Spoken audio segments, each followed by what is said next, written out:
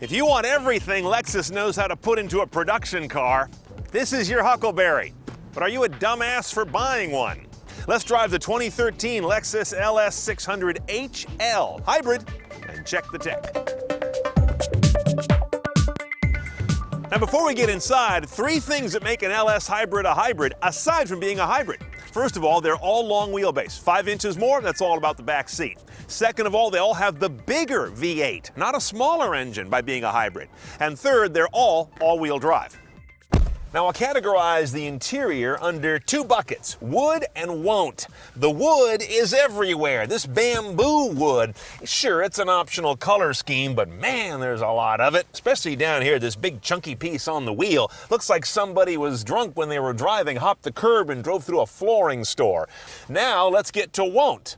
I won't be using most of these drive controls. This car is amazingly busy in that area. Let's go through them. First of all, at your shifter, you've got drive, of course, then sport.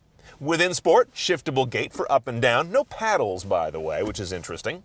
Now down here, you've got your drive controller, which gets you a push for normal mode of suspension, transmission, and engine. 1 turn left gets you to comfort mode, which moderates down the throttle response and softens the suspension. Another turn counterclockwise takes you to eco mode, which really dials things back and also turns down the accessories to use less fuel. Now let's go clockwise.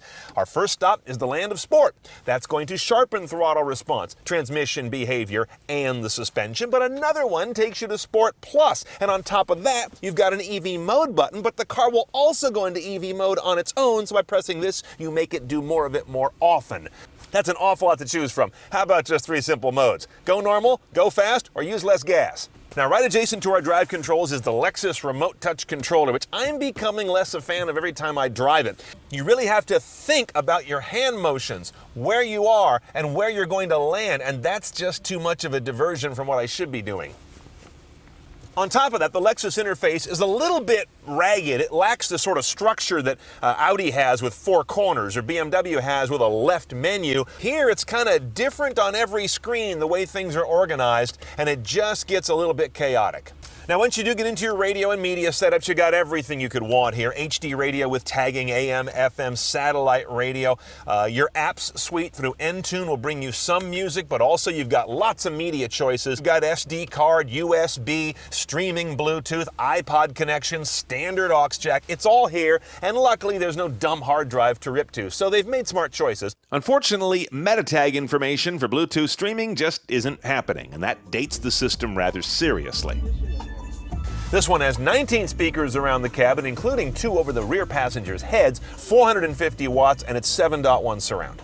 The screen, as you can see, is huge. I believe it's a 12.1-inch display. Nothing is in small type. It doesn't need to be. Now, under apps here is where you're going to find your Inform suite of apps. Bing, iHeartRadio, MovieTickets.com, Pandora, OpenTable. So you've got a mix of media, information services, and things that are contextualized to driving. Now, of course, you do have voice command on this guy, and the recognition's excellent, but it still requires you to enter an address 1 little chunk at a time. That's pretty old school. Say only the city name. San Francisco. San Francisco. We have what they call the executive class back seat. For example, here's our shiatsu massage controller with more settings and choices than even the most hoity-toity spa in your neighborhood. Now, the seat over here on the right where I'm sitting does some amazing stuff. So I push that. My seat's reclining now. That seat's getting out of my way. The downside about the ottoman is unless you're pretty damn short, you can't use it. If I put the ottoman up, it starts to push your legs up, your feet get trapped underneath the front seat, and your legs get broken somewhere about 6 inches north of your ankles. On the other hand, if you're 2'1" like the bear, you'll find it palatially spacious. We've got a big old motor in here, even bigger than the V8 in the conventional LS. It's a 5-liter. This is clearly a car not using hybridity for efficiency, but mostly for performance. 438 horsepower, 385 foot-pounds of torque. The only transmission here is a CVT. Interesting choice. CVTs don't normally handle massive torque all that well.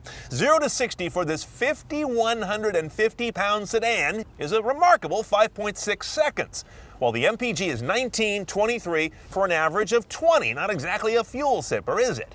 This car is only 0.4 of a second faster than a gas L all-wheel drive. Now, a big part of the virtual wash on those numbers is because this guy weighs 460 pounds more than a standard LS long wheelbase with all-wheel drive. This is a lot of extra weight because of the hybrid gear and really its battery. This is what they do that no one else does. I really think this is one of the great, comfortable, luxurious driving cars of all time. That said, this model is just not working for me. There's no particular efficiency here. The hybrid numbers are not great on that front. It's got plenty of power, but it's crippled by the fact that initial tip in on the accelerator and initial decel when you back off are both numb and kind of buttery. Doesn't work. Even in Sport Plus, there is no sharp heel and toe on this car. So why have those modes? The other thing you notice about Sport Plus is it never really conquers body roll. It should do that. It doesn't. Another reason for it not to exist. Now, we do not have, but there is this advanced collision package which brings you active lane drift prevention, forward adaptive cruise control. That same technology gives you low-speed collision avoidance, not on the highways, but around town. It will brake and keep you from running into something. And a few other technologies that will basically keep you out of trouble. Okay, let's price our Lexus LS600hL. It's a big piece of change to start with, about 121 base. Now to go CNET style, you gotta add that executive class back seat. That's just plain fun, but it's gonna add $7,500. The collision avoidance package, which we didn't have, is definitely interesting at $6,500.